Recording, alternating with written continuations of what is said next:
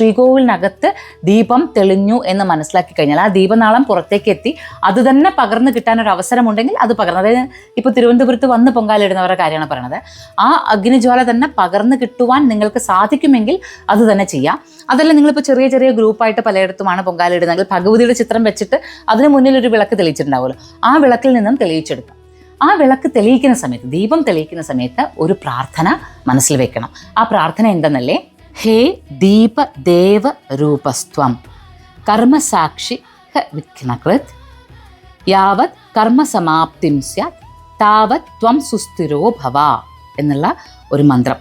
ഈ മന്ത്രം ശ്രദ്ധിച്ചു വെച്ചോളൂ, ഇത് എഴുതി വെച്ചോളൂ. ഇത് നമ്മൾ ഭോ ദീപം എന്ന് വെച്ചാൽ ദീപത്തെ നമ്മൾ സംബോധന ചെയ്യുന്നതാണ്. ദേവരൂപസ്ത്വം, നീ തന്നെ ദേവസ്വരൂപമാണെന്ന് പറയാണ്. അതുമാത്രമാണോ? നീ തന്നെയാണ് കർമ്മസാക്ഷിയും, എൻ്റെ കർമ്മങ്ങൾക്ക് സാക്ഷിയും നീ തന്നെയാണ്. വിഘ്നങ്ങളെ നീക്കുക, അതാണ് ഹ വിഘ്നകൃത്. നീ ഇനി ഉണ്ടാകാൻ പോകുന്ന വിഘ്നങ്ങളെയെല്ലാം നീ തന്നെയാണ് തീർത്തു തരേണ്ടത്. യാവത് കർമ്മസമാപ്തിം സ്യാത്, കർമ്മം പൂർത്തിയാകുന്നതുവരെ താവത് ത്വം സുസ്ഥിരോ ഭവ, നീ സ്ഥിരമായി തന്നെ ഭവിക്കുക എന്നാണ് ഈ പ്രാർത്ഥന. അതായത് ഈ കർമ്മം തീരുന്നത് വരെ ഞാൻ ഈ ദീപം തെളിയിക്കുകയാണ്, ഈ ദീപം എൻ്റെ കർമ്മസാക്ഷിയാണ്, അതിനോടൊപ്പം തന്നെ എൻ്റെ ഈ കർമ്മം പൂർത്തിയാകുന്നത് വരെ നീ സാക്ഷിയായും സുസ്ഥിരമായിട്ടും നിൽക്കുക എന്ന ഈ പ്രാർത്ഥനയോടുകൂടി നമ്മൾ ആ ദീപത്തിൽ നിന്ന് അഗ്നി ജ്വലിപ്പിച്ചെടുക്കുക. ഈ അഗ്നി ജ്വലിപ്പിച്ചെടുക്കുന്ന സമയത്ത് ഈ പ്രാർത്ഥന മനസ്സിൽ കൊണ്ടുവരിക. ഇതിപ്പോൾ ഈ പ്രാർത്ഥന ഇങ്ങനെ തന്നെ നാളെ കാണാതെ പഠിച്ച് പറയാൻ പറ്റിയില്ല എന്ന് വിചാരിക്കുക. പകരം ഇത്ര മാത്രം വിചാരിക്കുക: പ്രപഞ്ചത്തിന് മുഴുവൻ പ്രകാശമാനമാക്കുന്ന ഹേ ദീപമേ, അമ്മയുടെ ആ പ്രകാശം, ജ്ഞാനമാകുന്ന, അറിവാകുന്ന, പ്രസാദമാകുന്ന പ്രകാശമാണിതെന്ന് ഞാൻ മനസ്സിലാക്കുന്നു. ഈ പ്രകാശം ഇവിടെ എൻ്റെ കർമ്മങ്ങൾക്ക് സാക്ഷിയാകട്ടെ. ഞാൻ എത്രത്തോളം ശുദ്ധിയോടുകൂടിയുള്ള ചിന്തയോടു കൂടിയിട്ടാണ് ഇവിടെ നിൽക്കുന്നത് എന്നുള്ളതും എൻ്റെ കർമ്മങ്ങൾ എത്ര ശുദ്ധമാണ് എന്നുള്ളതും സാക്ഷിയായിരിക്കട്ടെ ഈ ദീപം. അതിനോടൊപ്പം തന്നെ ഈ ദീപത്തിൽ എല്ലാ ദേവതാസങ്കല്പങ്ങളും, എല്ലാ ദൈവസങ്കല്പങ്ങളും വന്നു ചേരുന്നു എന്ന് ഞാൻ മനസ്സിലാക്കുന്നു, ഞാനത് അറിയുന്നു. ആ അറിവോട് കൂടിയിട്ടാണ് എൻ്റെ കർമ്മത്തിന് സാക്ഷിയായി ദീപത്തെ ക്ഷണിക്കുന്നത്.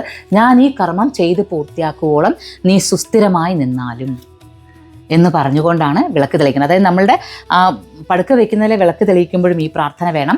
അത് കഴിഞ്ഞിട്ട് നമ്മൾ അതിൽ നിന്ന് അഗ്നി എടുത്ത് നമ്മുടെ അടുപ്പിലേക്ക്, നമ്മൾ പൊങ്കാല ഇടുന്ന അടുപ്പിലേക്ക് തെളിയിക്കാൻ പോകുമ്പോഴും ഈ പ്രാർത്ഥനയാണ് വേണ്ടത്. എൻ്റെ കർമ്മം പൂർത്തിയാകുന്നത് വരെ നീ സുസ്ഥിരമായി നിൽക്കണം, പ്രകാശമായി, വെളിച്ചമായി, സുസ്ഥിരമായി നിൽക്കണം. ഈ പ്രാർത്ഥനയാണ്. ആ പ്രാർത്ഥന ഒന്നുകൂടി ശ്രദ്ധിക്കുക.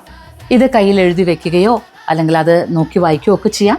അതല്ല, ഇതിന് വായിക്കാനും എഴുതാനും ഒക്കെ ബുദ്ധിമുട്ടുള്ളവർ മറ്റൊന്നും ചെയ്യേണ്ട, ഇതിൻ്റെ അർത്ഥത്തെ മനസ്സിലാക്കുക. ഹോ ദീപം, അതായത് വിശേഷമായ ദീപമേ, എല്ലാത്തിൽ നിന്നും സ്വയം ആയിട്ട് ഉതിർന്ന് വന്ന, ഉത്ഭവിച്ചു വന്ന ആ ദീപമേ, ഈ ദീപത്തെ ഞാൻ മുഴുവൻ ദേവകളുമായിട്ട് കാണുന്നു. എല്ലാ ദേവതാ സാന്നിധ്യങ്ങളും ഇതിൽ കാണുകയാണ്. പോരാത്തതിന് എൻ്റെ കർമ്മത്തിന് സാക്ഷിയുമാവുകയാണ് ഈ ദീപം.